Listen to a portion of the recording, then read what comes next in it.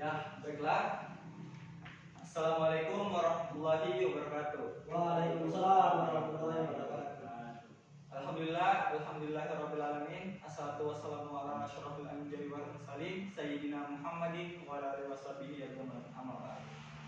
Pertama-tama marilah kita panjatkan puja dan puji syukur kepada Allah Subhanahu wa taala yang telah memberikan kita kesehatan dan kesempatan sehingga kita dapat melakukan pelajaran pada hari ini, tepatnya pada mata pelajaran pengantar akuntansi di kelas kita yang penuh ceria ini di kelas 10 akuntansi 1. Dan tak lupa kita panjatkan salawat dan salam ke hadirat Nabiullah Nabi Muhammad SAW yang telah memberikan petunjuknya sehingga kita terus dapat berjalan di jalan kebenaran. Bagaimana kabar hari ini, sehat? Sehat. Alhamdulillah, tabarakallah. Baiklah, sebelum kita mulai pelajaran, alangkah baiknya kita dulu mengabsen. Pertama, ya Aris Alamsyah. Hadir Kak. Ya, selanjutnya Yayan. Hadir Kak. Yang selanjutnya Eko. Hadir Kak. Rahmat. Hadir Kak. Dan Edi. Hadir Kak. Lalu cuma 5 orang ya. Nampaknya si Wawan dan hadir. Baiklah, kita langsung saja untuk melanjutkan mata pelajaran sebelumnya. Ya, baiklah. Sesuai dengan pengertian akuntansi adalah proses pencatatan, pengkisaran dan pelaporan laporan keuangan untuk pengambilan keputusan oleh pihak internal. Pada saat ini, untuk pertemuan kita ini akan masuk pada tahap pengkisaran yang dimana materinya yaitu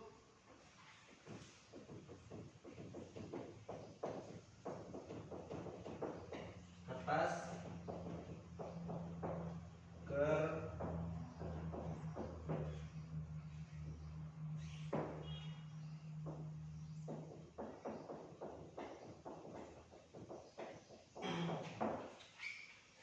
kerja atau worksheet. Sebelumnya kan saya sering mengingatkan kepada adik-adik sebelum memulai pelajaran, alangkah baiknya kita baca-baca buku dulu, meninjau buku sebelum kita masuk ke kelas. Oke, oleh karena itu saya ingin mengetes kepada adik-adik, siapa yang tahu pengertian kertas kerja? Saya Kak. Masya Allah. Ya Aris, teruskan. Baik, saya akan menjelaskan sedikit tentang worksheet. Worksheet yaitu neraca lajur merupakan lembar kerja akuntansi berkolom-kolom untuk merangkum informasi buku besar yang dibutuhkan untuk laporan keuangan. Ya betul. Jadi kesimpulan dari kertas kerja itu yaitu untuk merangkum kertas kerja yang kemudian penyesuaian dan kita bisa langsung tahu berapa laba rugi serta neraca pada pelaporan tadi. Jadi sebenarnya ini kertas kerja pada proses siklus akuntansi itu tidak wajib dikerjakan. Kertas kerja itu cuma sebagai pendukung dalam perusahaan dalam penyusunan laporan keuangan. Yang dimana ini kertas kerja sebenarnya tidak terlalu banyak digunakan oleh perusahaan besar. Namun untuk adik-adik sebagai pemula yang masih kelas 10 dan masih dalam mata pelajaran pengantar akuntansi, sebaiknya adik-adik itu mengetahui dan tahu cara kerja dari kertas kerja ini sebelum adik-adik melangkah ke laba rugi. Selanjutnya saya akan menjelaskan. Adapun kegunaan dari neraca lajur itu untuk merangkum saldo-saldo dari kertas kerja. Selanjutnya itu untuk merencanakan perubahan terhadap rekening-rekening perubahan bursa. Itu yang ada di jurnal penyelesaian. Selanjutnya itu setelah penyelesaian kita akan melakukan penyusutan. Penyelesaian neraca saldo setelah penyelesaian.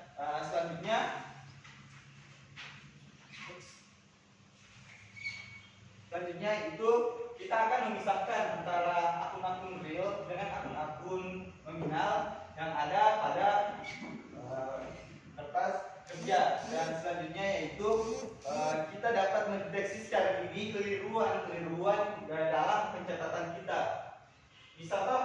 Bisa. Kalau misal adik-adik kerja kertas kerja kertas kerja, adik kerja penyesuaian tiba-tiba tidak seimbang. Nah, itu merupakan deteksi awal adanya keliruan atau kesalahan pencatatan dalam pelaporan akuntansi. Dan ini memang sangat urgent sebenarnya untuk adik-adik semua, karena apabila penyesuaian sudah salah, maka otomatis dalam penyusunan laba rugi itu akan menjadi rancu dan tidak dapat dipercaya oleh pihak eksternal. Tentunya ini juga akan merugikan perusahaan jika kita tidak baik dalam menyusun laporan keuangan. Itu sangat merugikan perusahaan karena seperti yang kita tahu, laporan keuangan itu merupakan hal yang sangat sensitif untuk perusahaan karena merupakan tempat kita mengambil keputusan. Selanjutnya, sebelum saya jelaskan bagaimana cara kita mengisi kertas kerja, alangkah baiknya kita tahu dulu kolom-kolom yang ada dalam kertas kerja. Yang pertama itu nomor akun. Selanjutnya nama akun. Selanjutnya itu NS atau neraca saldo, debit kredit. Selanjutnya penyelesaian,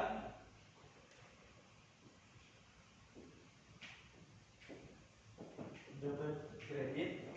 Kemudian neraca saldo setelah disesuaikan, debit kredit, dan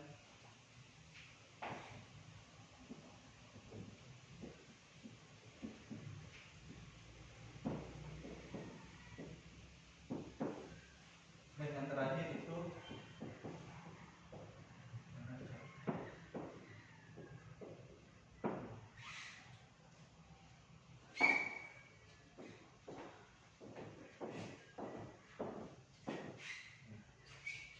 jadi ini merupakan format kolom kertas kerja untuk 10 kolom.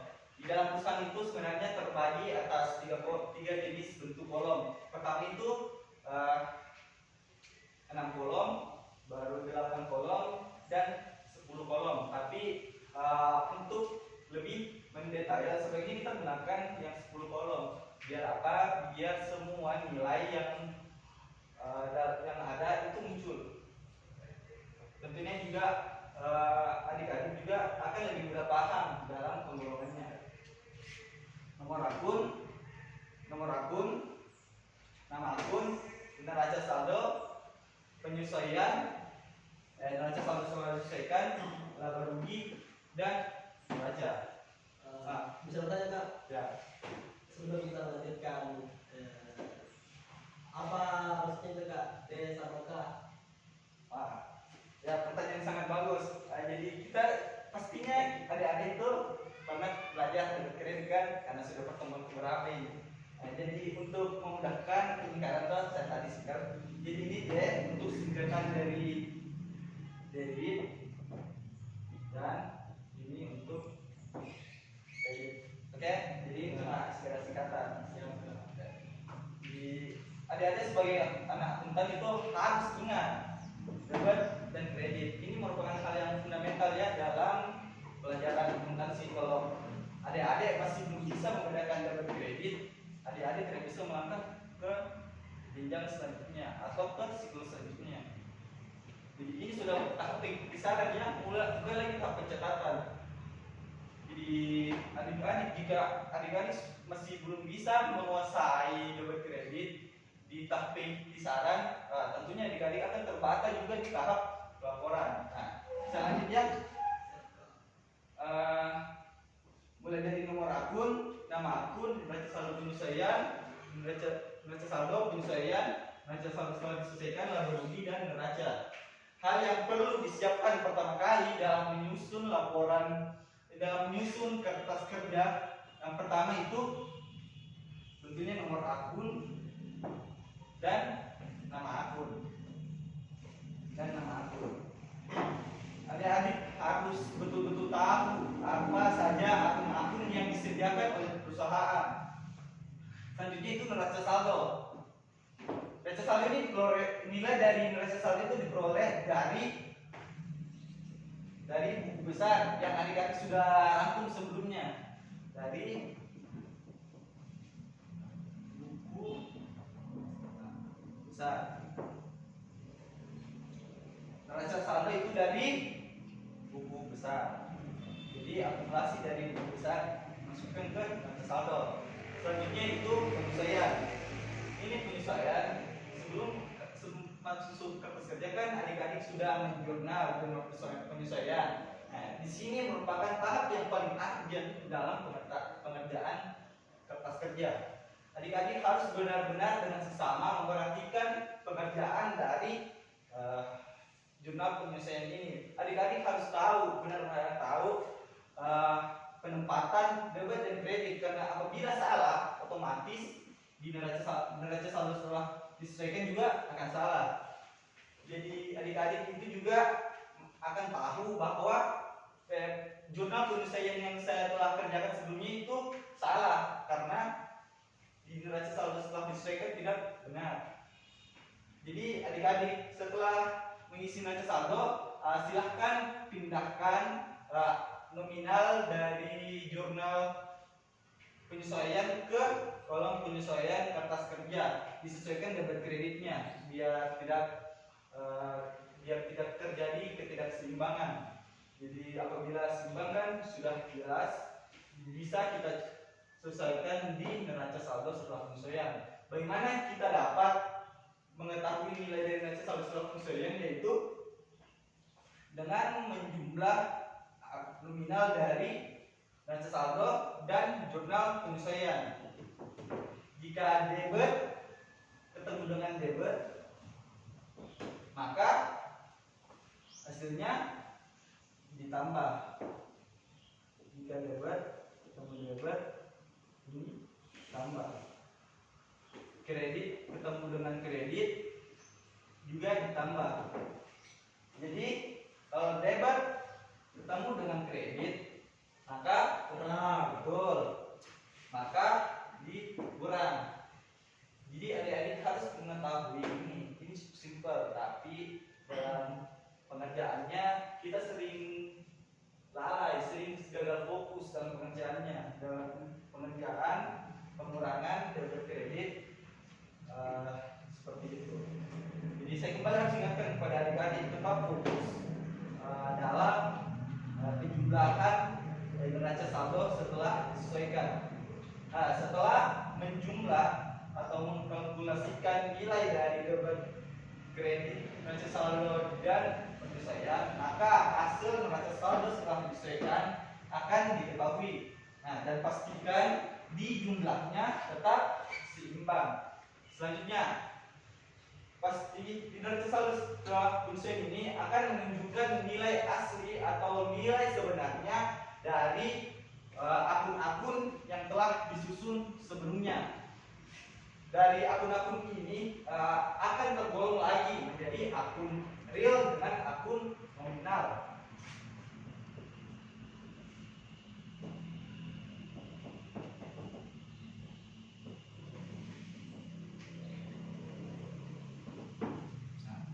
Terdiri dari akun real dengan akun nominal, di mana akun real itu diletakkan di neraca dan akun nominal diletakkan di laba rugi. Jadi akun nominal itu seperti aset, utang, dan modal. Sedangkan untuk pendapatan, beban, dan biaya-biaya itu diletakkan di neraca. Jadi saya ulangi, akun real itu diletakkan di neraca, yang dimana akun-akun tersebut itu akun aset, utang dengan modal, serta akun nominal itu di laba rugi, yang dimana akunnya itu pendapatan dengan beban.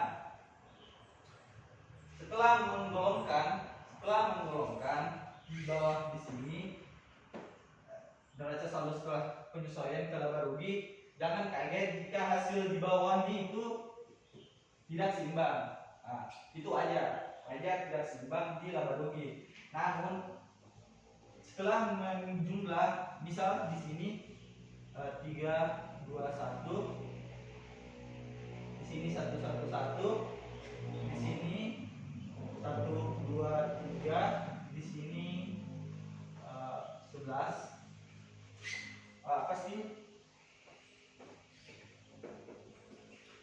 Pastinya di sini juga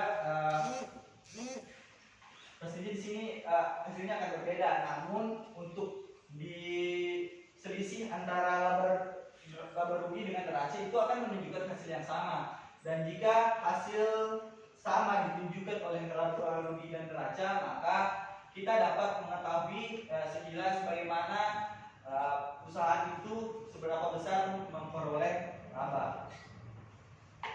Nah, sebelumnya ada lagi mau ditanyakan sebelum kita ke langkah selanjutnya. Nah, ya. Nah, mungkin sebelumnya silakan adik-adik buka bukunya. Ya. Mungkin adik-adik bisa buka halaman 13, bukan, halaman 33. Sorry.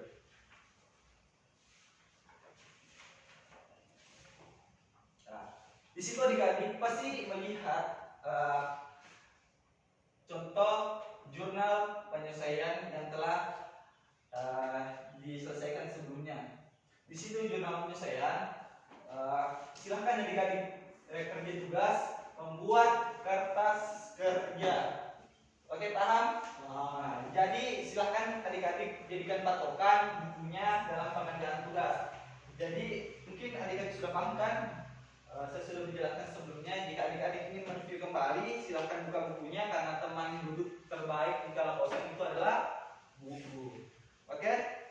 Mungkin itu juga karena berhubung Bapak ada kegiatan mendadak di Palatae. Jadi saya adik-adik silahkan kerja dengan seksama tugasnya dan dikumpul pada besok atau minggu depan. Siap, Kak. Nah, besok kita kumpul besok. Jadi mungkin itu saja.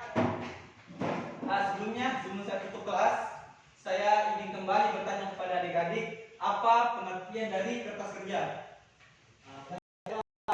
Oke.